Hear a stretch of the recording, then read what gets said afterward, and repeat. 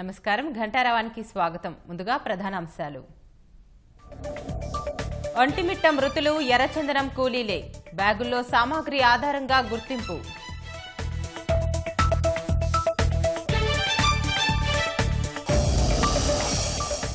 కాంగ్రెస్ హయాంలో నిలిచిన 10 లక్షల కోట్ల ప్రాజెక్టులు శంకుస్థాపన చేసి పూర్తి చేయలేదని మోదీ విమర్శ.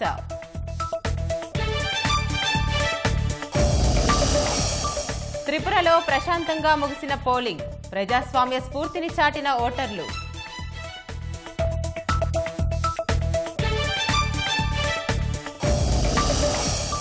రజనీ, కమల్ హాసన్ రాజకీయ సమాలోచనలు, దారులు వేరైనా ప్రజలకు సేవ చేస్తామని వెల్లడి.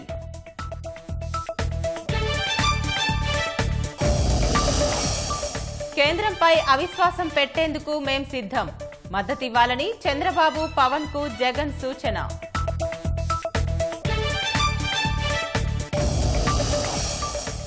ఇరాన్లో కుప్పకూలిన విమానం, సిబ్బంది సహా 66 మంది దుర్మరణం.